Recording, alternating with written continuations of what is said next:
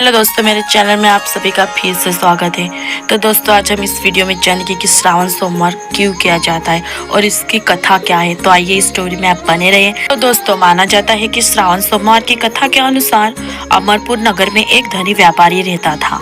दूर दूर तक उसका व्यापार फैला हुआ था। नगर में उस व्यापारी का सभी लोग मान सम्मान करते थे। इतना सब कुछ होने पर भी वह व्यापारी अंतर्मरण से बहुत दुखी था, क्योंकि उस व्यापारी का कोई पुत्र नहीं था। दिन रात उसे एक ही चिंता सताती रहती थी, उसकी मृत्यु के बाद उसके इतने बड़े व्यापार और धन संपत्ति को कौन संभालेगा। पुत्र पाने की इच्छा से वह व्यापारी प्रति सोमवार भगवान शिव की व्रत पूजा किया करता था।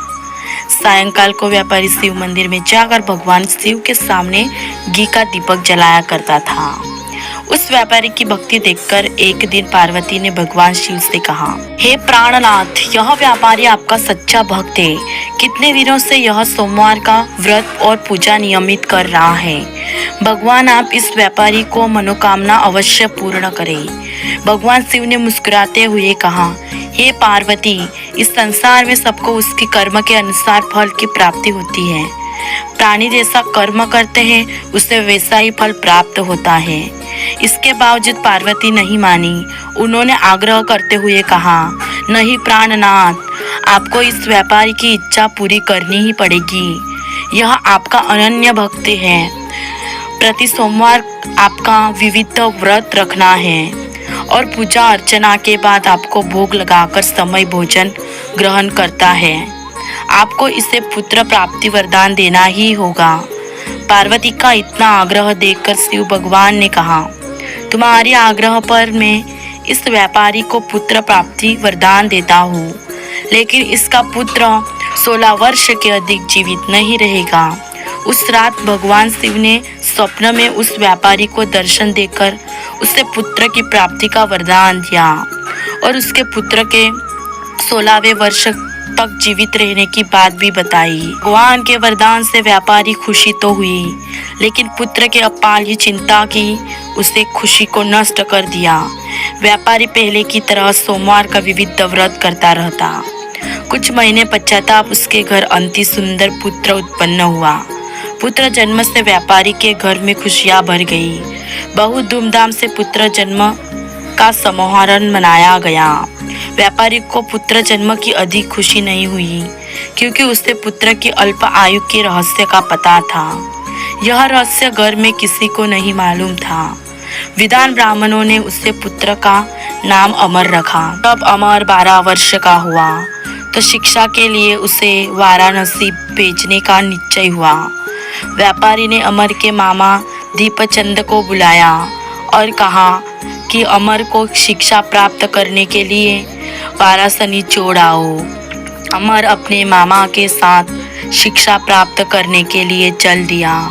रास्ते में जहाँ भी अमर और दीपचंद्र रात्रि विश्राम के लिए ठहरते, वही यज्ञ करते और ब्राह्मणों को भोजन कराते थे। लंबी यात्रा के बाद अमर और दीपचंद्र एक नगर में पहुँचे। उस नगर के राजा की कन्या के विवाह की खुशी में पूरे नगर को सजाया गया था।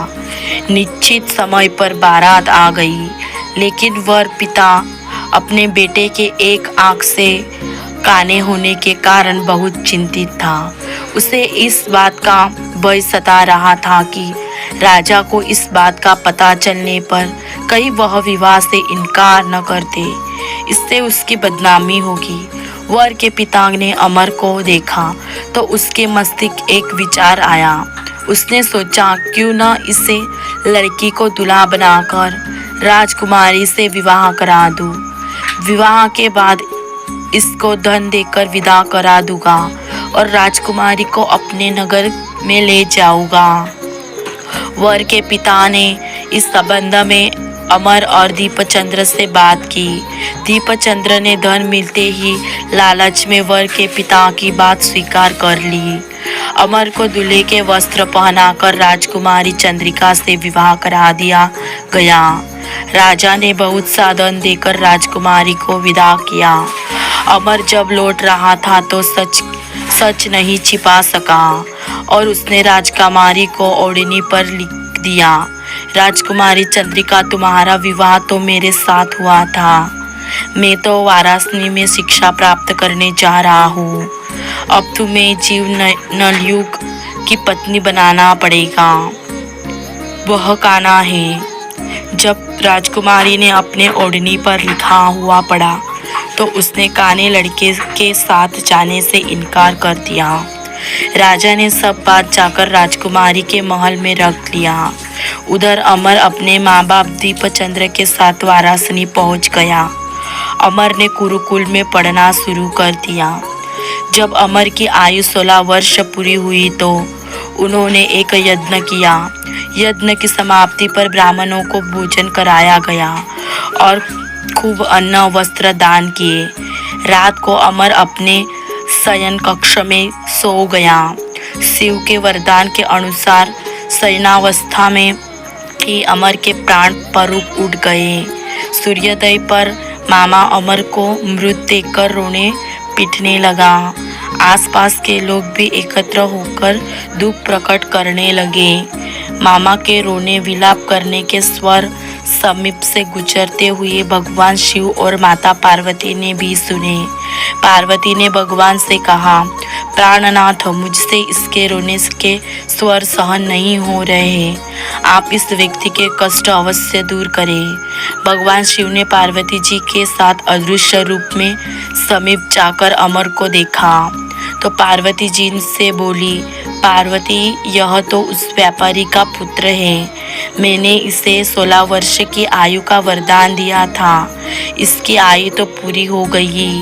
पार्वती ने फिर भगवान शिव से निवेदन किया, हे प्राणनाथ, आपने इस लड़के को जीवित करे, नहीं तो इसके माता पिता पुत्र की मृत्यु के कारण रो रो कर अपने प्राणों का त्याग कर देंगे। इस लड़के का पिता तो आपका परम भक्त है। वर्षों से सोमवार का व्रत करते हुए आपको भोग लगा रहा है।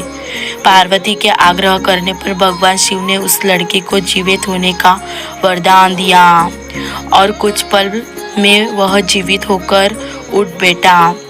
शिक्षा समाप्ति करके अमर मामा के साथ अपने नगर की ओर चल दिया।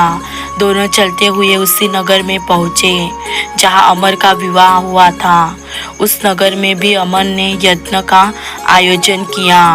समीप से गुजरते हुए नगर के राजा ने यज्ञ का आयोजन देखा। रास्ते में सुरक्षा के लिए राजा ने बहुत से सैनिकों को भी साथ भेजा। दीपचंद्र ने नगर में पहुंचते ही एक दूत को घर भेजकर अपने आगमन की सूचना भेजी। अपने बेटे अमर के जीवित वापस लौटने की सूचना से व्यापारी बहुत प्रसन्न हुआ। व्यापारी ने अपने पति के साथ स्वयं को एक कमरे में बंद कर रखा था। भूखे प्यासे रहकर व्यापारी और उसकी पत्नी बेटे की प्रतीक्षा कर रहे थे। उन्होंने प्रतीक्षा कर रखी थी कि यदि उन्हें अपने बेटे की मृत्यु का समाचार मिला तो दोनों अपने प्राण त्याग देंगे। व्यापारी अपने पत्नी और मित्रों के साथ नगर के द्वार पर पहुंचा। अपने बेटे के विवाह का समाचार सुनकर पुत्र वधू राजकुमारी चंद्रिका को देखकर उसकी खुशी का ठिकाना न रहा। उसी रात भगवान शिव ने व्यापारी के स्वप्न में आकर कहा, ये श्रेष्ठी, मैंने तेरे सोमवार के व्रत करने का और व्रत कथा सुनने से प्रसन्न होकर तेरे पुत्र को लंबी आयु प्रदान की है। व्यापारी बहुत प्रसन्न हुआ। सोमवार का व्रत करने से व्यापारी के घर में खुशियां लौट आई।